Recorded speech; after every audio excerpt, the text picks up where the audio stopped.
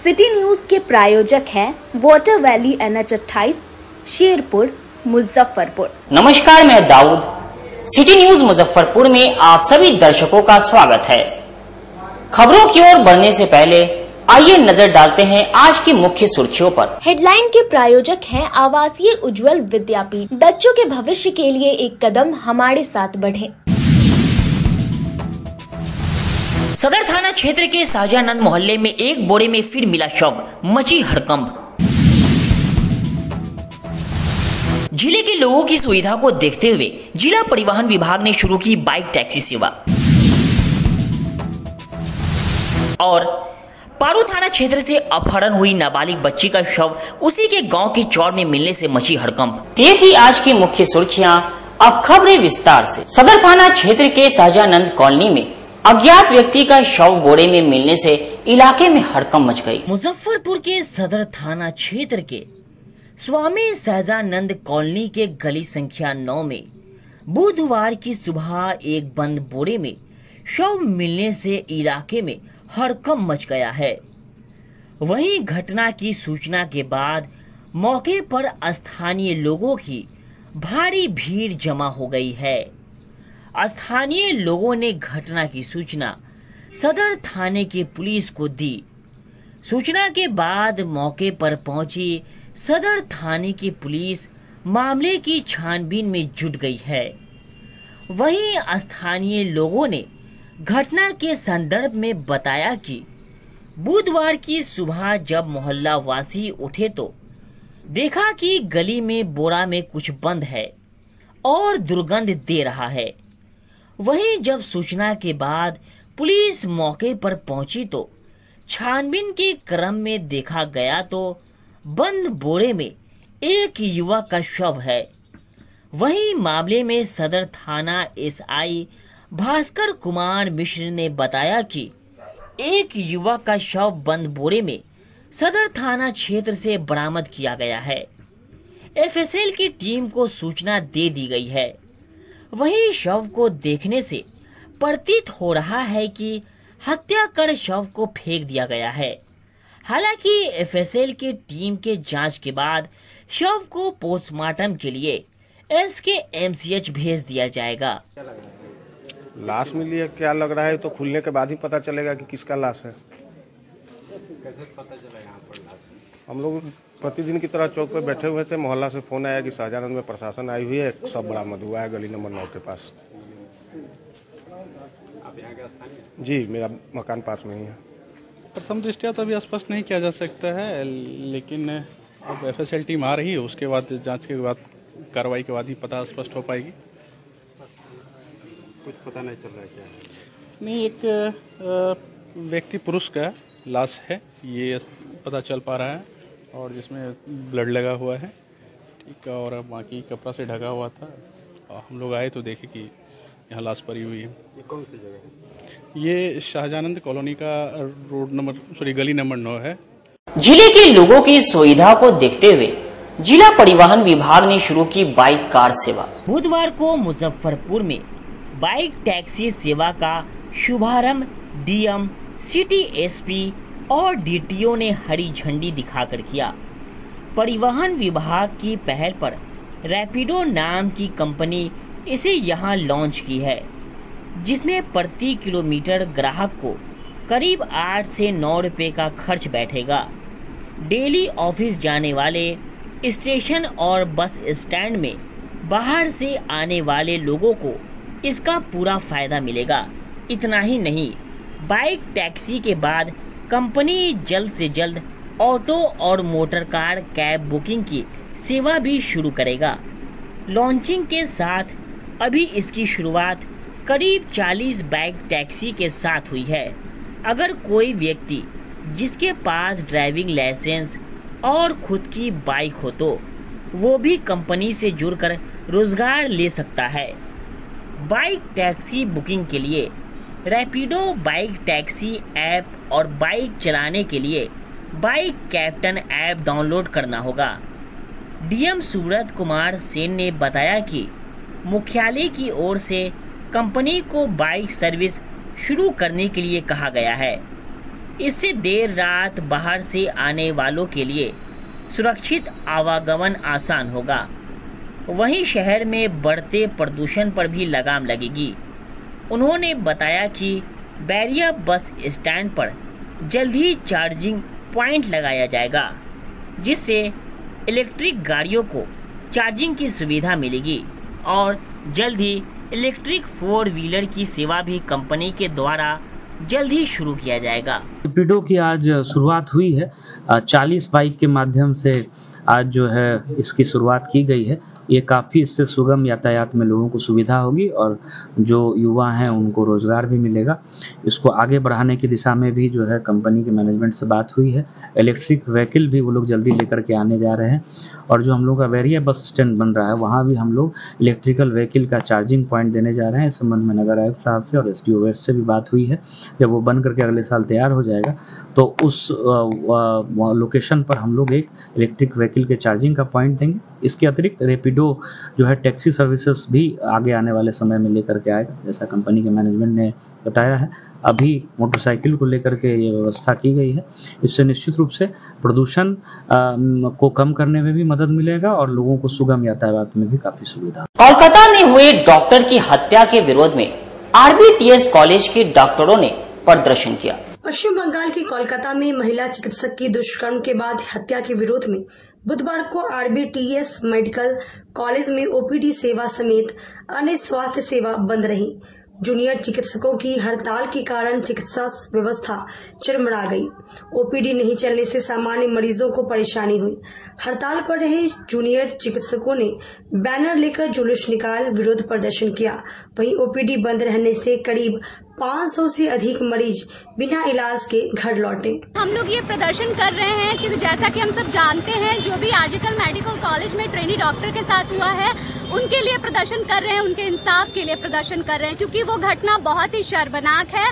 वहाँ सेफ्टी की जो लैकिंग देखी गई है वो कभी भी पूरे हमारे यहाँ भी हर जगह जो डॉक्टर्स को है पूरी सेफ्टी प्रोवाइड करनी चाहिए। अगर वहाँ पे इस तरीके की सेफ्टी और गाइडिंग होती तो शायद आज वो हम लोग के साथ जिंदा होती। क्या चाहते हैं आप? हम लोग चाहते हैं कि उनके जो भी रेपिस्ट है, अपराधी हैं, उस मामले की अच्छी से जांच पड़ताल हो और उनको फांसी तक पहुंचाया जाए, और ताकि इस ऐसी घटना करने से पहले हर कोई का रूह कांप जाए, कोई सपने में भी ऐसे करने की। प्रदर्शन का उद्देश्य बस इतना सा है कि मेडिकल कॉलेज के लिए, जो मेडिकल कॉलेज है वहाँ के स्टूडेंट्स के लिए उनका घर उनका हॉस्पिटल और कॉलेज ही होता है। अगर इंसान वहाँ भी अगर सेफ ना हो तो फिर किस बात का ड्यूटी करना, किस बात की नाइट ड्यूटी देना या डे शिफ्ट देना किसी को भी। एक फीमेल डॉक्टर जो अपने ऑन ड्यूटी रात को ड्यूटी कर रही है अपने ही खुद के मेडिकल कॉलेज में, वहाँ उसके साथ रेप किया गया, बाद में उसका मर्डर कर। हम लोग प्रदर्शन कर रहे हैं जो RJ मेडिकल कॉलेज कोलकाता में जो ट्रेनी डॉक्टर के साथ जो हत्याकांड हुआ है, उसका मर्डर हुआ है, रेप हुआ है, उसके अगेंस्ट में हम लोग उन अपराधियों को फांसी दिलाने के लिए यहाँ पे हम लोग प्रोटेस्ट कर रहे हैं। हम लोग मांग कर रहे हैं कि हर लड़की को, और जो समाज में लड़की रह रही है, चाहे डॉक्टर हो चाहे अदर लड़की हो, उसको सुरक्षा प्रदान की जाए और उसको अच्छे से बिहेव किया जाए। उसके साथ इस तरह का मेंटेलिटी नहीं रखा जाए जिससे कि वो समाज में इस तरह की घटना को। मुजफ्फरपुर जिले के किसान ने अनोखा आम की प्रजाति बनाई। कई स्वाद देने वाले इस आम की किस्म के पौधे की मुंह मांगी कीमत दे रहे हैं लोग। इस साल मुजफ्फरपुर में नागेंद्र भोग आम धूम मचाने वाला है। नागेंद्र भोग आम एक ऐसा आम है जो एक साथ कई स्वाद देता है। इसका स्वाद खट्टा और मीठा दोनों होता है। साथ ही इसका वजन 1 किलो का होता है। इसकी लंबाई 1 हाथ के पंजे के बराबर होती है और इस एक आम को ही खाकर आपका पेट पूरा भर जाएगा। दरअसल इस आम का नाम है नागेंद्र भोग आम, जो कि मुजफ्फरपुर शहर के रहुआ में उगाया जाता है। अपनी नर्सरी चलाने वाले भूषण सिंह ने बताया कि इस आम को उन्होंने 4 आम को क्रॉस कर तैयार किया है और इसका नाम अपने पिता नागेंद्र सिंह के नाम पर नागेंद्र भोग रखा है। नागेंद्र भोग की मांग देश के साथ ही विदेशों तक से आ रही है। भूषण सिंह ने बताया कि यह आम बाजार में 60 से 100 रुपए तक किलो बिकेगा। कई ऐसे ग्राहक और विदेश के किसान हैं जो नागेंद्र भोग आम के लिए मुंह मांगी रकम देने के लिए तैयार है, क्योंकि नागेंद्र भोग अल्फांसो आम पर भारी पड़ता है। इसकी गुठली पतली होती है। यह पिछात नस्ल का आम है, मतलब जब बाजार में आम का सीजन खत्म होने लगेगा तब यह पककर बाजार में जाने को तैयार हो जाता है। भूषण सिंह ने बताया कि इस आम के अंदर गुदा भरपूर होता है। यह 1 किलो का होता है, खाने में काफी हल्का होता है, इसलिए लोग इसे ज्यादा से ज्यादा पसंद कर रहे हैं। आने वाले वक्त में यह आम जूस वाले आमों पर भी भारी पड़ने वाला है। उन्होंने बताया कि इस नागेंद्र भोग आम से किसानों को ज्यादा फायदा होगा, क्योंकि यह आम 60 से लेकर 100 रुपए में बिकेगा। अभी फिलहाल 200 रुपए किलो में बिक रहा है। यह आम कम जगहों पर छोटे पौधों में भी फल देगा और हर साल यह आम देगा। इस वजह से किसानों के लिए भी मुनाफे का सौदा है। ये आम 3-4 वैरायटी को मिला करके मिश्रण करके तब इसका वैरायटी तैयार किए, और ये लेट वैरायटी है, ठीक सुकुल के रंग रूप अंदर से, लेकिन मजबूत होता है आम, खाने में खूब टेस्टी मीठा आम है।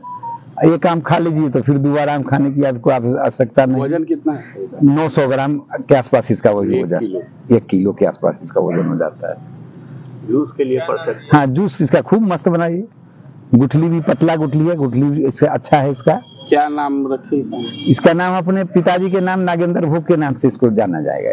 होने वाले तिरहुत स्नातक चुनाव में राजद के प्रत्याशी गोपी किशन ने कहा कि जो भी बेरोजगार स्नातक हैं उसके रोजगार सृजन करेंगे। बिहार में तिरहुत स्नातक निर्वाचन क्षेत्र के लिए होने वाले एमएलसी चुनाव में आरजेडी ने गोपी किशन को अपना उम्मीदवार घोषित किया है। ये सीट जदयू के दिवेश चंद्र ठाकुर के लोकसभा चुनाव जीतने के बाद खाली हुई थी।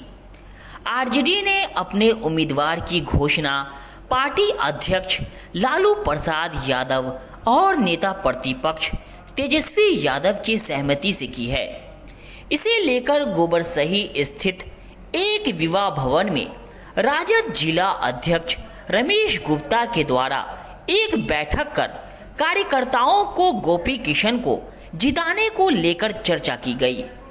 राजद जिला अध्यक्ष रमेश गुप्ता का कहना है कि नामांकन से पहले स्नातक मतदाताओं के नाम ज्यादा से ज्यादा मतदाता सूची में जोड़ने का काम कार्यकर्ता करें, जिससे राजद ज्यादा से ज्यादा वोटों से जीते।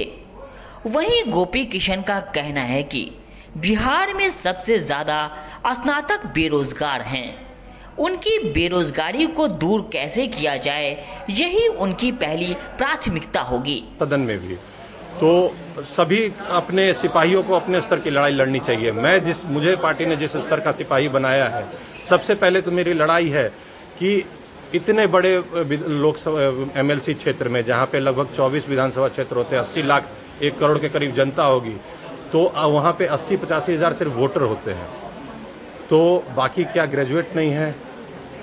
अगर सरकार कहती है कि नहीं भाई 87,000 ही ग्रेजुएट है, तो सरकार सबसे पहले अपने शिक्षा के जो परसेंटेज को बताती है उसको रीचेक करे।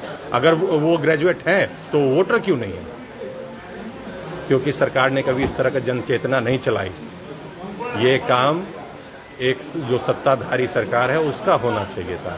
खैर, विपक्ष हमेशा जनता की आवाज़ रहता है, और हमारे नेता और हमारे राष्ट्रीय अध्यक्ष माननीय लालू प्रसाद यादव जी और हमारे युवा नेता हमारे माननीय तेजस्वी यादव जी, हमेशा ही उनका ये विज़न रहता है कि प्रिविलेज्ड को तो सब कुछ मिलता है, जो अंडर प्रिविलेज्ड है उनकी लड़ाई लड़ें। तो उन्होंने मुझे अपना सिपाही बनाया अंडर प्रिविलेज्ड की लड़ाई लड़ने की। जो आज तक वोटर नहीं थे, पहली लड़ाई तो हमारी वो है कि वो वोटर बनेंगे। जन जन तक हमारी टीम जा रही है। आज जो बैठक में आप लोगों ने देखा, तो स्नातक क्षेत्र के हम लोग के पार्टी के उम्मीदवार बने हैं गोपी किशन जी, जो लोकप्रिय उम्मीदवार हैं और राजद के कर्मठ और राजद के ही हैं। शुरू से इनके पिताजी राजद में रहे हैं और उनको उम्मीदवार बनाया गया है। तो जीत सुनिश्चित करने के लिए जिला पार्टी ने आज हम लोगों ने प्रखंड अध्यक्ष और प्रदेश के महामंत्री लोग, चाहे प्रदेश के पदाधिकारी, राष्ट्रीय पदाधिकारी और जिला के प्रकोष्ठों के अध्यक्षगण को यहाँ बैठाया गया है। और पंचायत स्तर तक जो हमारे जो लोग हैं, जो पहले वोटर नहीं बन पाते थे, उन लोगों को वोटर बनाकर और जीत सुनिश्चित कराने के लिए आज की बैठक रखी गई है। और काफ़ी उत्साहपूर्वक हमारे प्रखंड के जो भी अध्यक्ष हैं, जिन लोगों ने कोई हमको बताया 500-700 हमने बना लिया है अभी तक, और किसी ने 200 बनाने का काम किया, किसी ने 50 बनाने का काम किया। लोगों ने स्वयं अपने आप को ये कह दिया कि नहीं, हमारे लोग ज़्यादा ग्रेजुएट हैं, सब लोगों को वोटर बनाकर और ज़्यादा से ज़्यादा वोट से जीता जाए। और ये ग्रेजुएट कंस्टिट्यूंसी का जो वोटर होता है, पढ़ा लिखा ग्रेजुएट वोटर होता है। और हमारे जो पार्टी के जो ग्रेजुएट हैं, बहुत सारे ग्रेजुएट हैं जो पहले वोटर नहीं बन पाते थे, लेकिन हम पार्टी शीर्ष नेतृत्व को हम धन्यवाद देना चाहते हैं जिला पार्टी की ओर से कि पहली बार जो मतदाता बनना है उसी पीरियड में। तिरहुत स्नातक क्षेत्र से हमारे प्रिय भाई कर्मठ जुझारू विद्वान हमारे गोपी किशन भाई को पार्टी ने, इंडिया गठबंधन ने उम्मीदवार बनाया है। और आज की जो बैठक है, इनके विजय को सुनिश्चित करने के लिए हमारे तमाम सभी जो पदाधिकारीगण हैं, कार्यकर्तागण हैं, हम सबों ने आज यहाँ पर इस बात, इनकी जीत को सुनिश्चित करने के लिए मंत्रणा की है। और हम लगातार वोटर बनाने के लिए प्रणबद्ध हुए हैं। और हम सब मिलकर के इस बैठक के बाद अपने अपने इलाकों में हमारे सारे साथीगण, जितने हमारे प्रखंड अध्यक्ष हैं, हमारे प्रकोष्ठों के अध्यक्ष हैं, हमारे प्रदेश स्तर के पदाधिकारीगण हैं, हमारे जिला स्तर के पदाधिकारीगण हैं, हम सब मिलकर के जितने भी लोग हैं, हम लोग लगातार चारों जिलों में इस बात को इंश्योर करेंगे। खासकर हम मुजफ्फरपुर के साथीगण हैं तो वो लोग इंश्योर करेंगे कि पारू थाना क्षेत्र से अपहरण हुई नाबालिग बच्ची का शव उसी के गांव के चौर में मिलने से मची खलबली। मुजफ्फरपुर जिले के पारू थाना क्षेत्र के लालू छपरा गांव में किशोरी की चाकू से गोदकर हत्या मामले में मृतका की बहन ने गांव के ही संजय राय और 5 अज्ञात पर एफआईआर दर्ज कराई है। दर्ज एफआईआर में मृतका किशोरी की बहन ने पुलिस को बताया कि संजय राय ने 3 दिन पहले धमकी दी थी कि तुम अपनी बेटी से शादी करवा दो, नहीं तो उसकी हत्या कर देंगे। उसने पुलिस को बताया कि 11 अगस्त को रात संजय राय 5 साथियों के साथ 3 बाइक से आया। पति और पुत्र से जाति सूचक शब्दों का प्रयोग करते हुए मारपीट की। विरोध करने पर घर का फाटक तोड़कर घर में घुस गया और बेटी को चाकू और हथियार दिखाते हुए चुप रहने को कहा। उसके बाद पुत्री का मुंह दबाकर बाइक पर अगवा कर ले गया। शोर मचाने पर आसपास के लोग जमा हो गए। उसके बाद खोजबीन की गई, लेकिन बेटी का पता नहीं चला।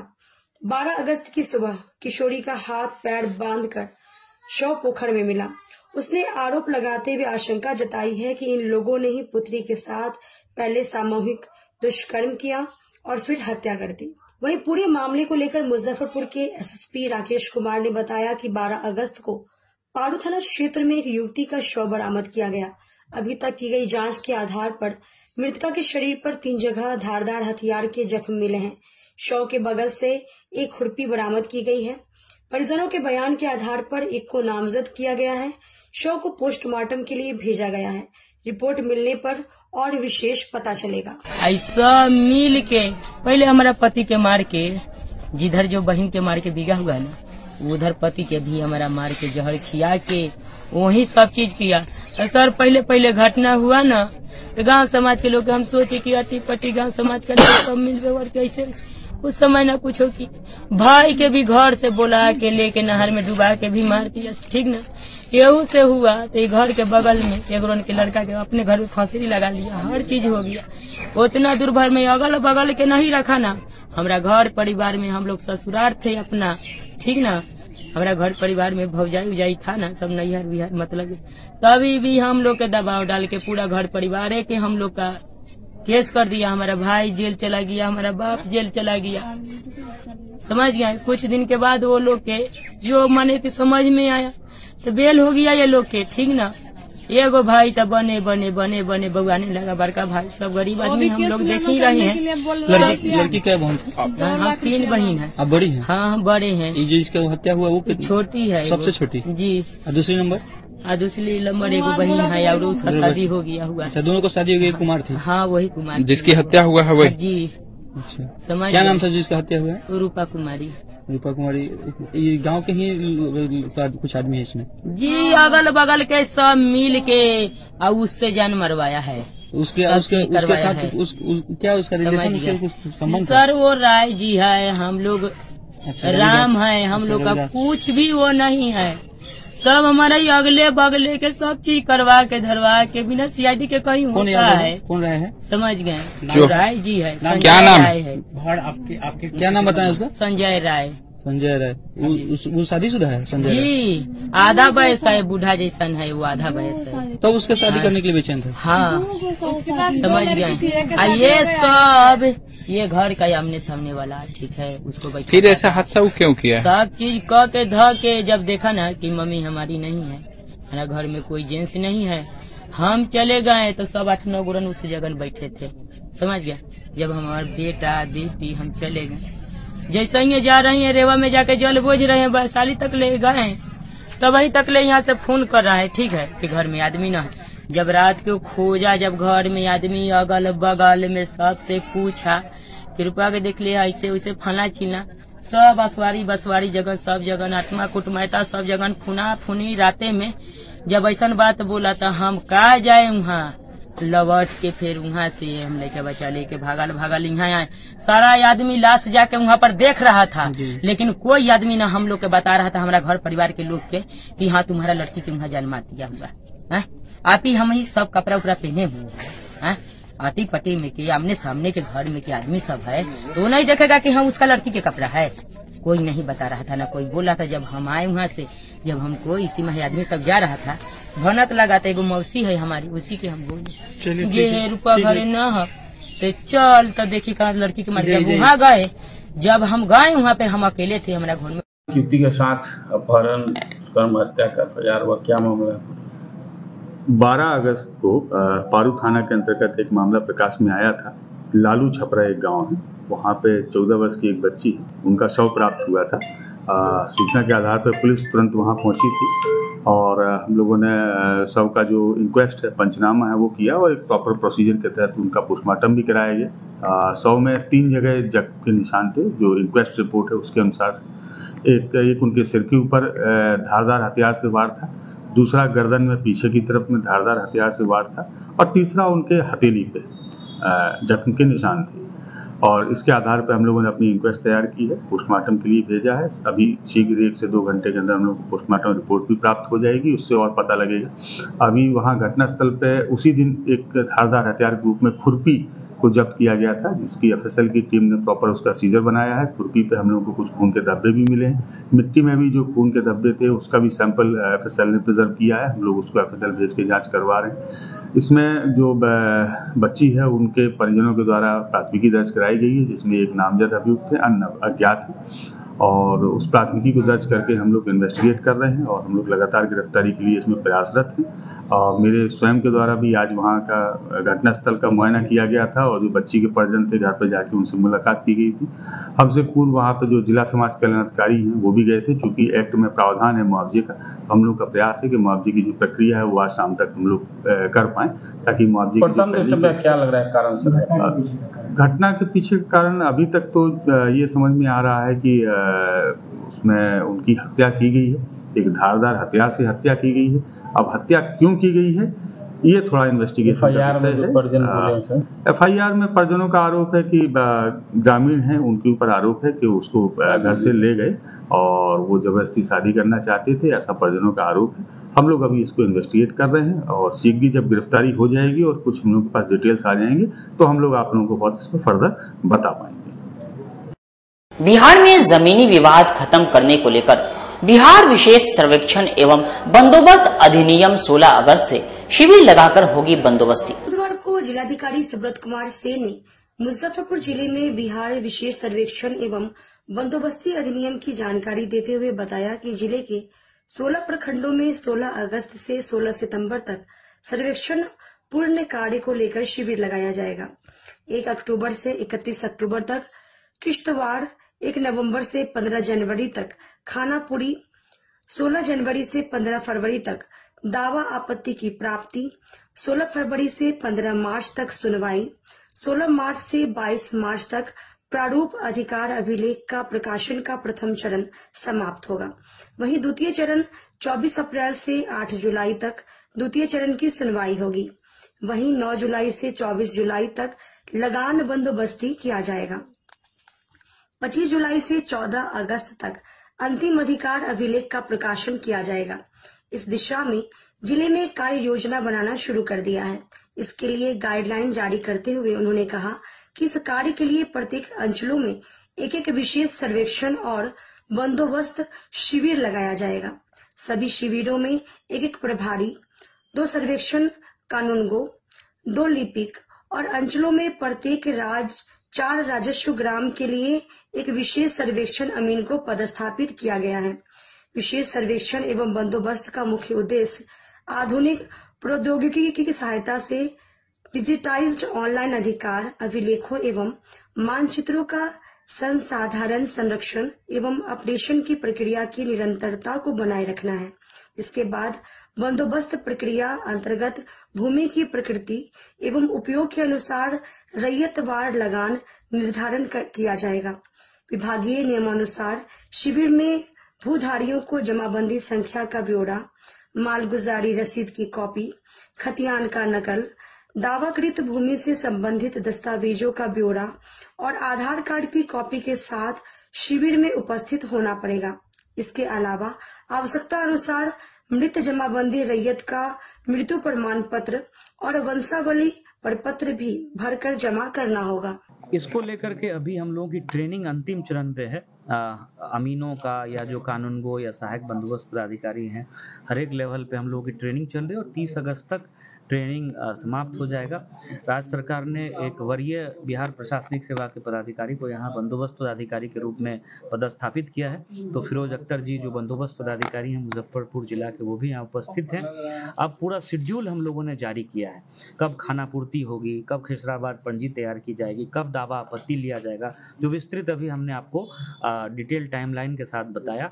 हम लोग गाँव के साथ अमीनों की टैगिंग कर रहे हैं। ETS मशीन के हिसाब से जो है उसके उपयोग करके मशीनों का हम लोग जमीन की नापी करेंगे। जो पंजी तैयार की जाती है प्लॉट वाइज खेसरा पंजी, वो हम लोग बहुत बढ़िया से तैयार करेंगे। दावा आपत्ति कई चरणों पे लिया जाएगा, कुल 3 बार जो है दावा आपत्ति ली जाएगी। उसमें किसी रैयत को अगर लगता है कि उनके जमीन का सही विवरण दर्ज नहीं किया है, जो स्थानीय अमीन है, कानूनगो हैं या सहायक बंदोबस्त पदाधिकारी हैं, तो वो अपनी दावा आपत्ति जो है वो कार्यालय में उपस्थित होकर के दे सकते हैं। हर एक अंचल में एक कार्यालय खोला गया है, वो भी स्थान हम लोगों ने आपके साथ शेयर कर दिया है कि कहाँ जो है वो ऑफिस खोला गया है। इसके अलावा अभी रहने दीजिए इसको। इसके अलावा जो है एक नंबर अभी हम लोग जारी करने जा रहे हैं, जिसमें कोई भी व्यक्ति जो है अपनी शिकायत उस नंबर के माध्यम से दर्ज करा सकते हैं, जिसका रजिस्टर मेंटेन किया जाएगा। और बंदोबस्त पदाधिकारी जो है साप्ताहिक रूप से उन जो आवेदन आएंगे या जो शिकायतें आएंगी मोबाइल के माध्यम से, उस पर क्या कार्रवाई हुई है उसकी समीक्षा करेंगे। और मासिक जो मेरे स्तर पर बैठक होगी उसमें कितनी शिकायतें आई हैं, क्या निराकरण आया। ये सिर्फ सर्वेक्षण बंदोबस्त, आम भूमि विवाद की मैं यहाँ बात नहीं कर रहा हूँ। भूमि विवाद के लिए तो अलग फोरम है। शनिवार को थाना पे CO SHO बैठते हैं, फ्राइडे को हमारे यहाँ लोग मिलने आते हैं, ADM साहब और DCLR के कोर्ट में मामले चलते हैं। ये जो सर्वे सेटलमेंट का काम होगा उसको लेकर के बंदोबस्त पदाधिकारी एक नंबर जारी करेंगे। और जब सर्वे सेटलमेंट के दौरान कोई शिकायत होगी तो वो लिखित रूप से या टेलीफोनिक माध्यम से भी वो शिकायतें दर्ज करा सकते हैं। वो नंबर 1 सप्ताह में हम लोग जारी कर देंगे। और जो डिटेल शेड्यूल जारी हुआ है उसके हिसाब से जो है हम लोग सारा काम सर्वे सेटलमेंट का कंप्लीट। वक्त हो चुका है एक छोटे से ब्रेक का, बनी रहिए हमारे साथ, देखते रहिए सिटी न्यूज मुजफ्फरपुर।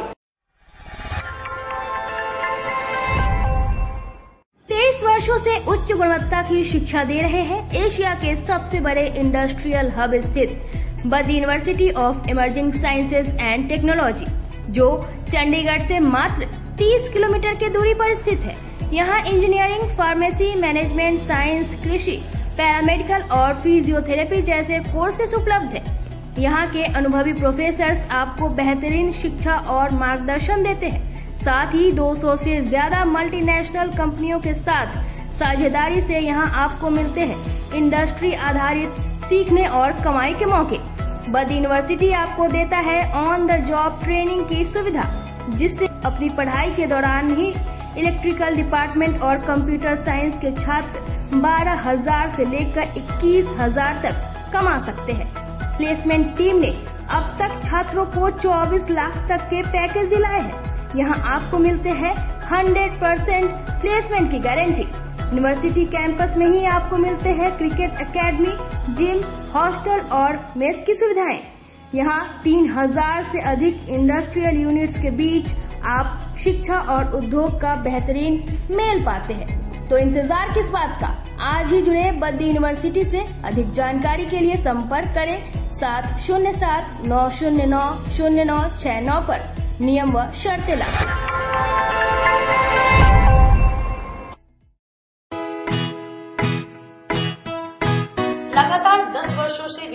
परीक्षाओं में सर्वश्रेष्ठ परिणाम। हम हैं आवासीय उज्ज्वल विद्यापीठ मुजफ्फरपुर। इस स्कूल में सर्वश्रेष्ठ कोचिंग पैटर्न से बच्चों को पढ़ाया जाता है। प्ले से 10वीं तक की पढ़ाई स्वच्छ वातावरण में कराई जाती है। यहाँ आधुनिक छात्रावास की व्यवस्था है। उज्ज्वल विद्यापीठ का मुख्य उद्देश्य रामकृष्ण मिशन, नवोदय नेतरहाट, सैनिक स्कूल, सिमुलतला गुरुकुल, सिंधिया कन्या विद्यालय जैसे अनेक भारतवर्ष के प्रतिष्ठित विद्यालयों में कुशल प्रशिक्षित अनुभवी एवं शहर के सर्वश्रेष्ठ शिक्षकों द्वारा तैयारी कराई जाती है। 1.5 एकड़ में फैला इस स्कूल का वातावरण काफी शांत है। Free computer classes, science lab और स्मार्ट क्लासेस है। साथ ही इंडोर और आउटडोर गेम की भी व्यवस्था है। तो अपने बच्चों के लक्ष्य के सपनों को पूरा कराना चाहते हैं तो आज ही आवासीय उज्ज्वल विद्यापीठ में अपने बच्चों का नामांकन करवाएं। हमारा पता है पोखरिया पीठ अतरदा मुजफ्फरपुर और हमारा कॉन्टेक्ट नंबर है 9708351851 और हमारा दूसरा नंबर है 8797122397 या फिर आप हमें कांटेक्ट कर सकते हैं 8409996658 पर। अपने सपनों की आशिया को दे एक नई पहचान माँ भवानी डेकोर प्राइवेट लिमिटेड के साथ, जो है ऑथराइज्ड डिस्ट्रीब्यूटर ऑफ कजारिया। देश की मिट्टी से बनी टाइल से देश को बनाते हैं। और जहां मिलती है सभी प्रकार के Indian and imported granite, marble, sanitary एवं कोटा स्टोन का अनोखा एवं आकर्षक संग्रह। माँ भवानी डेकोर प्राइवेट लिमिटेड मतलब a complete floor solutions. New 0 mile Dadar road Muzaffarpur. Call 9934753111।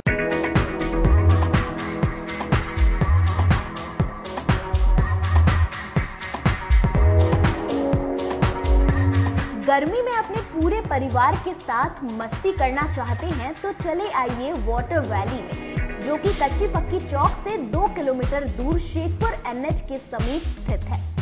शहर के लोग यहां मोटरसाइकिल और कार से काफी आसानी से पहुंच सकते हैं। यहां आप अपने परिवार के साथ फुल मस्ती कर सकते हैं। वेव पूल, रेन डांस के साथ भव्य वाटरफॉल बनाया गया है।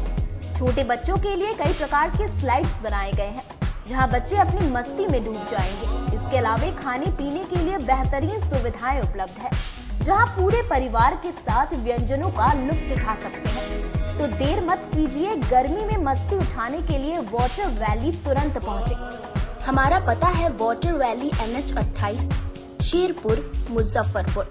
हमारा कॉन्टैक्ट नंबर है 6202584955।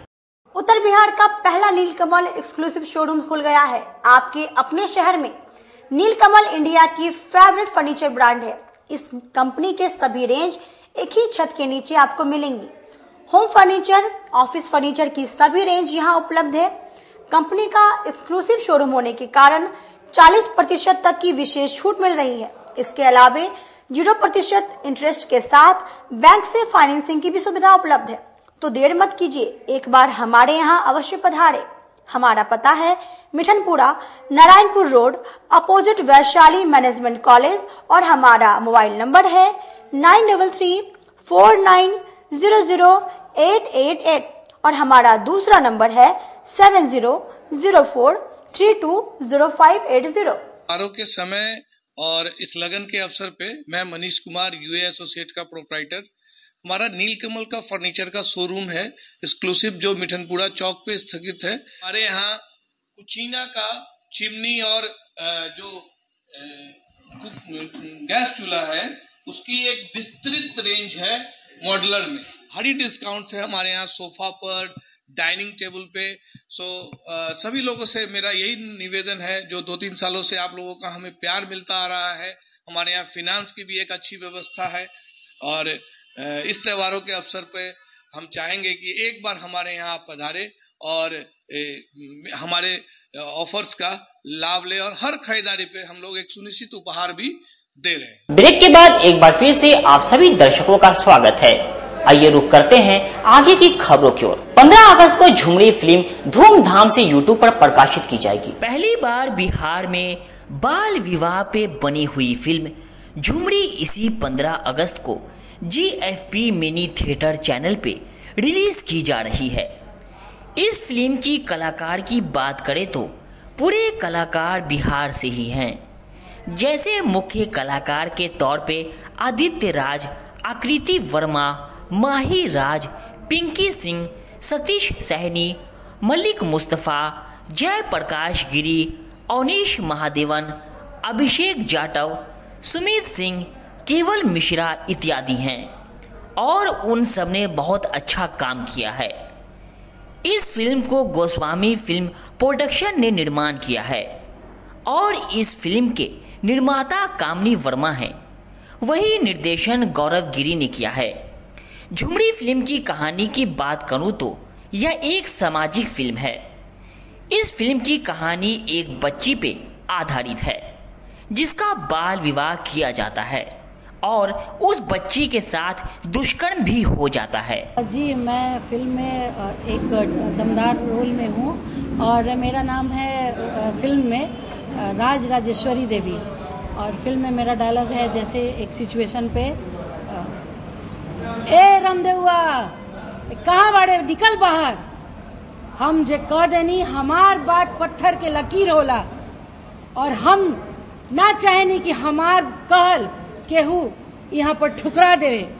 अगर हमार बात ना भाई तो तहरा ला ठीक नहीं के, समझ गए जी। किस तरह का फिल्म बहुत अच्छी है और ये एक पारिवारिक फिल्म है और मुझे बहुत बेहद खुशी है इस फिल्म में काम करके, क्योंकि आजकल जिस तरह की भोजपुरी फिल्में बन रही हैं तो हम परिवार के साथ बैठ के उस फिल्म को नहीं देखते हैं, नहीं देख पाते हैं। और उसके बाद जो गाने होते हैं वो बहुत ही डबल मीनिंग गाने होते हैं, वो हमारे बच्चों को हम लोग बिल्कुल सुनना पसंद नहीं करते। इस फिल्म के गाने भी बहुत सबसे पहले आप सब लोगों को प्यार भरा नमस्कार है गौरव गिरी की तरफ से। ये फिल्म झुमरी जिसका नाम है 15 अगस्त को रिलीज हो रही है, एक सामाजिक फिल्म है और समाज की जो कुरीतियाँ है उसको हम लोग इस फिल्म के माध्यम से दिखाने की कोशिश की है। और इस फिल्म का जो कहानी है बाल विवाह पर बेस्ड है। तो हम चाहते थे कि बिहार गवर्नमेंट भी अगर इस चीज़ को कानूनी रूप से इसको बैन किया हुआ है तो हम लोग भी सपोर्ट करें बिहार गवर्नमेंट को, ताकि लोगों तक ये चीज़ जाए। लोगों तक फिल्म एक माध्यम जो होता है, एक आईना होता है और फिल्म ही लोगों को जागरूक कर सकता है, लोगों तक पहुंच सकता है। तो हम लोग सोचे कि फिल्म बनाते हैं और लोगों को एंटरटेन करते हैं और साथ साथ लोग को अच्छा मैसेज देते हैं ताकि लोग कुछ सीख सकें। किस तरह दिमाग में है कि इसी पर फिल्म बनाना है और भी इसी पे क्यों? ऐसा कुछ नहीं है, हम हमेशा सामाजिक मुद्दे पर फिल्म बनाते हैं और कुछ पार्ट में हम लोग कमर्शियल भी काम करते हैं, लेकिन कोशिश रहता है कि सामाजिक फिल्म करने से क्या होता है कि लोग देखते हैं और लोग परिवार तक ये फिल्म पहुंचती है और वहाँ पे हम लोग संतुष्टि होता है कि हम लोग कुछ फिल्म अच्छा बनाया है। तो अभी दिखाया जाता है फिल्म में भोजपुरी फिल्म हो गया, सीन डबल मीनिंग रहता है, उस समय ऐसा फिल्म बना रहे हैं, किस तरह का रिस्पॉन्स मिलेगा? अब रिस्पॉन्स का कोई चिंता नहीं है, उसका दर्शक अलग है, हमारा दर्शक अलग है। हम अच्छी फिल्म बनाते हैं और पारिवारिक फिल्म बनाते हैं। फिल्म झुमरी फिल्म मतलब मेरे दिल के पहले तो बहुत करीब है। ये मेरी डेब्यू फिल्म है, तो मुझे सबसे पहले इस बात की खुशी है कि एक ऐसी फिल्म से मैं इंडस्ट्री में आ रही हूँ जो मतलब कि सामाजिक है, जिसमें मैं माँ का किरदार करती हूँ। एक माँ कैसे 9 मंथ की वो प्रेग्नेंट होती है, मतलब वो सब फील करना या फिर लोगों को देखना, मतलब वो मतलब मैंने जब ये कैरेक्टर किया ना, मतलब मेरी ज़िंदगी का सबसे बेस्ट डेब्यू फिल्म ये है। और बात मैं कैरेक्टर की करूँ तो झुमरी एक नाबालिग है जो प्रेग्नेंट होती है, देन फिर जब वो डिलीवरी कर रही होती है तो उसके साथ ऐसा इंसिडेंस होता है और जो उसके हस्बैंड होते हैं वो नहीं चाहते कि बाद में उनकी बेटी के साथ भी चीज़ें वैसी हो जो उनकी वाइफ के साथ हो चुकी है। तो ये फिल्म यही बताता है कि आप बाल विवाह मत करवाओ, इससे एक लड़की की ज़िंदगी बर्बाद होती है, उसके माँ बाप की ज़िंदगी बर्बाद होती है और आने वाला जो बच्चा होता है उसकी भी ज़िंदगी बर्बाद होती है। क्योंकि इसमें इस फिल्म में जो सनातन सेवा दल के द्वारा बांग्लादेश में आरक्षण के नाम पर हिंदुओं पर अत्याचार को लेकर दल के द्वारा जिलाधिकारी को ज्ञापन सौंपा गया। सनातन सेवा दल के तत्वाधान में बांग्लादेश में आरक्षण के नाम पर हिंदू समाज का नरसंहार एवं हिंदू मठ मंदिरों को निशाना बनाकर ध्वस्त करने के विरुद्ध महामहिम राष्ट्रपति के नाम जिला अधिकारी मुजफ्फरपुर को ज्ञापन सौंपा गया, जिसके नेतृत्वकर्ता कार्यकारी अध्यक्ष राणा श्रेयांश द्वारा कहा गया कि बांग्लादेशी हिंदुओं पर कभी आरक्षण के नाम पर तो कभी अन्य किसी मुद्दे पर निशाना बनाकर उनका नरसंहार किया जा रहा है तथा मठ मंदिरों को ध्वस्त किया जा रहा है, जिससे उनको पाकिस्तान के जैसे बांग्लादेश में भी जिहाद कर समाप्त किया जा सके तथा उनका धर्मांतरण किया जा सके। साथ ही उन्होंने कहा कि महामहिम राष्ट्रपति महोदया से संगठन मांग करता है कि इस मुद्दे को संयुक्त राष्ट्र में उठाया जाए। भारत सरकार बांग्लादेशी हिंदुओं को शरण दे। भारत से बांग्लादेशी रोहिंग्या घुसपैठियों को जल्द बाहर निकाला जाए तथा भारत सरकार अपनी सेना भेजकर हिंदू जनमानस को सुरक्षा प्रदान करे। साथ ही कुणाल श्रीवास्तव द्वारा कहा गया कि भारत सरकार के पास स्वर्णिम अवसर है कि अखंड भारत की संकल्पना हेतु प्रथम कदम बढ़ाए। हिंदू मठ मंदिरों को जो है तोड़ा जा रहा है सिर्फ आरक्षण के नाम पे, और जो कि एक तरह से फरेब है। ऐसा कुछ नहीं है, सिर्फ टारगेट है हिंदू समाज को टारगेट करके कैसे भी वहां से खदेड़ भगाने के लिए, जैसा कि पहले भी पाकिस्तान में जो है किया जा चुका है। और ये हम सभी जानते हैं कि शांति दूतों के द्वारा, बस तथाकथित शांति दूतों के द्वारा ये सारा चीज किया जा रहा है, जिसका हम लोग मांग करते हैं। हम लोगों ने राष्ट्रपति जी के नाम जो है हम लोगों ने आज ज्ञापन दिया है डीएम साहब को। और हमारा सनातन सेवा दल का एक ही मांग है कि कैसे भी बांग्लादेशी जो हिंदू है उन्हें अगर प्रताड़ित अगर बांग्लादेश में हो रहे हैं, अगर किया जा रहा है, तो उन्हें भारत में शरण दिया जाए। उन्हें नजदीकी जो भी बॉर्डर इलाके है वहां पर शरणार्थी कैंप लगाकर उनकी देखरेख की जाए, इनसे उनकी जान माल की क्षति जो है बच सके।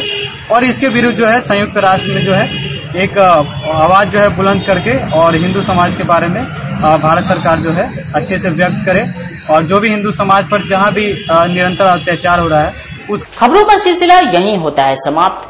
अब मुझे और मेरी पूरी न्यूज टीम को दीजिए इजाजत। कल फिर मिलेंगे आपसे शहर की तमाम खबरों के साथ। नमस्कार।